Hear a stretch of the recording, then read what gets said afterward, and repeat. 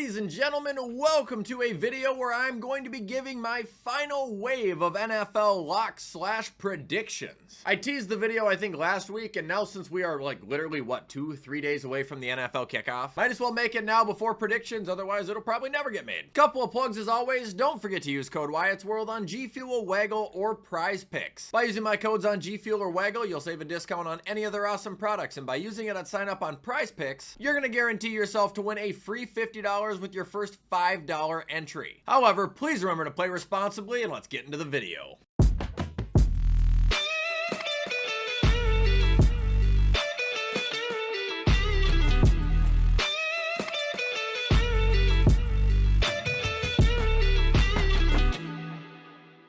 Okay, folks, so if you remember the last couple videos, we are once again doing this on the old Prize Picks. I'm doing the NFL seasonal prediction tab here, and if you haven't noticed from the last video, I think they've added like almost 10 new categories. Also a reminder that Thursday Dak Prescott has a free square, just a reminder. Anyway, one of the categories I really like on here is regular season games started. Because right here, as you guys can see, we have Jackson Dart at 5 regular games starting, and I just talked about this in one of my videos. I think this guy is going to be starting by like week 5 or 6, so that would put him well above the 5. And it's not like these other ones are bad either. Shador only needs 3, AR needs 5. That's a little far-fetched. And then Shuck needs 7, which I feel like is very possible. Honestly, I'd even say it's likely he starts 7 games. I just don't want to play it right now. Moving on to the next category I like, it's players who need to have a certain amount of 100-yard receiving games. I think this is a fun one to pick. So like right away, barring any injury, Jamar Chase, more. Now, honestly, that's not as easy as it would seem either. He only had 5 games that were in the hundreds last year, but he also had 4 more that were in the 90s. Or maybe it was 3, but he had a bunch in the 80s too. Like, I have a feeling he will absolutely get that. Nico Collins is another one that I think is pretty much set in stone that he will at least get 4 100 receiving yard games if he stays healthy. I mean, he had 4 last year and he missed 5 games. And also Tank Dell is like not expected to play. We will come back to this category in a different leg. I don't want to use the rest of them here though. We're actually going to go to 100-yard rushing games. So again, this one's a little tricky. James Cook at 3, that seems very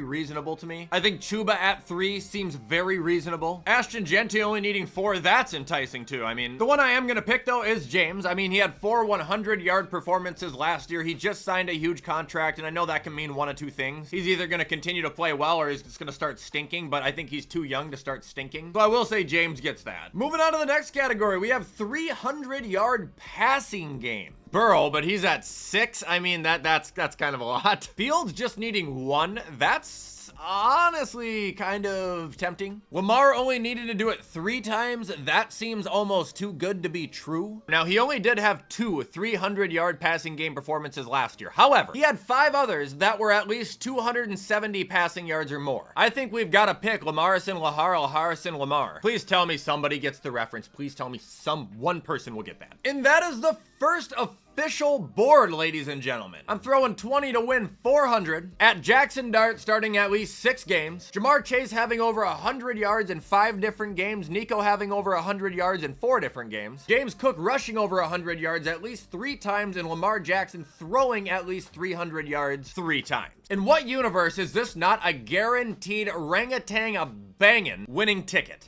So, starting the next lineup now, I'm going to start with pass interceptions thrown. And for the record, they have just about every quarterback on here, and I also keep saying, you know, these are tricky. These are extremely tricky. Like, you really never know, man. A quarterback could go out there and throw 8 interceptions in the first 3 weeks like Joe Burrow usually does, and then he won't throw another one the rest of the year. Like, it's nuts. The one right now that is enticing to me the most, and it is a lot of interceptions, I think it's the most on here, it's Michael Penix. And the reason I think that's so tempting, and the reason I'm going to take that, you know, I could have honestly taken Cam Ward's. He only needed, I think, 10 or 11, but I'm not sure how much they're going to be throwing the ball. I'm confident Atlanta is going to be slinging it. And from what I've seen from Michael Penix, that guy's not afraid to take chances. He is going to throw a lot of interception. And that's not a bad thing either. I'm guessing he's going to have probably somewhere between 24 and 28 passing touchdowns and probably 13, 14 picks. And for your first regular season, that ain't bad. Honestly, another one I can't pass up is T.Y. throwing 12 because he will. Trevor Lawrence going to have 15 or 16 picks this year. Again, potentially 30 touchdowns, but he's not the safest or really the smartest player. Now we've got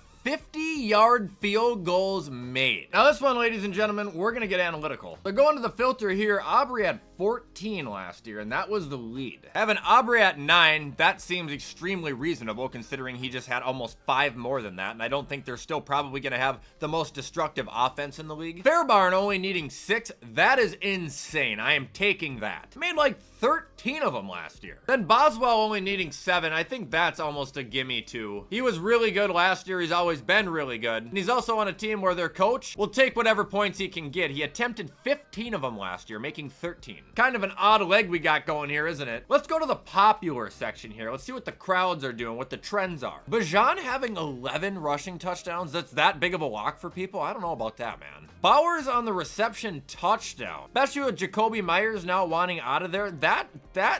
Ooh.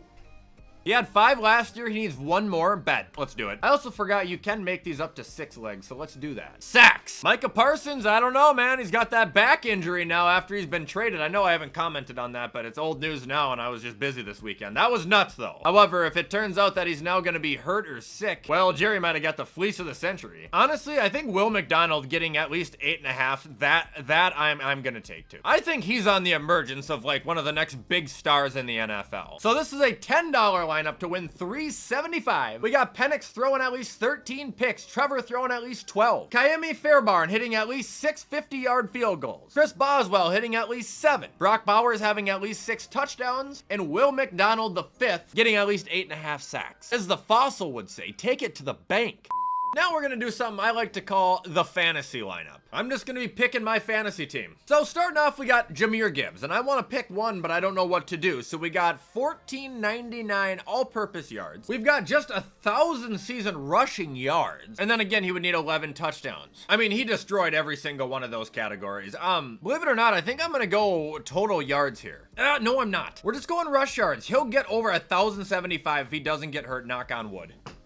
Now we got receiving yards. I got Ladd. That's reasonable. Got Jerry Jeudy only needing 9, and I'm expecting another pretty big year out of him. Then I've also got Garrett Wilson only needing 950, which statistically he's done that every year. He's also never had Fields as a quarterback, granted. I'm not sure how that's gonna go. I like, we'll take Ladd on the receiving yards, but also Jeudy. I think Jeudy will at least get 900 yards. I'm so scared Jahmyr is gonna get hurt. If you guys can't tell, if he's out, my team really isn't gonna stand a chance. Now we got my quarterback, Drake May. He's my starter. So he's gonna need either 3,300 pass yards, which is doable. He needs 19 pass touchdowns, doable. But the one I wanna see the most is his rushing yards. And I think I've already looked at this. He only needs 500. He didn't quite get that last year, but I think he's gonna break that this year. The one I see right now I'm most confident in though, gotta be the yards. One thing we know about Drake May is he can throw the ball. Now we've got Bowers again, because he is my tight end, but I've already picked the touchdown, so I'm either gonna go receiving yards, which is 1,026 he would need, because I always go for more. It's easier to root for someone than against. But there's also just receptions. We're 97.5. Goodness gracious. You know, I don't know if I like those. How about a different running back? Aaron Jones, I have him. I think he can get 4 rushing touchdowns on the year, even if he's not playing all the time. That's not asking that much. And the last one, I'm just gonna keep this at 5. I'm having Tony P run over 900. He is on my bench / my flex. With him being a consistent runner, the Tennessee offense not being the best, and Tajay Spears not being able to stay healthy, I like my odds. Never mind, this is 6 legs. For $10 to win $250. We got Jahmyr Gibbs running for at least 1,076 yards. Ladd McConkey catching at least 1,051. Jerry Jeudy catching at least 900. Drake May throwing for at least 3,300 yards. Aaron Jones getting 4 rushing touchdowns, and Tony P running for at least 901 yards. If these all hit, my fantasy team did okay.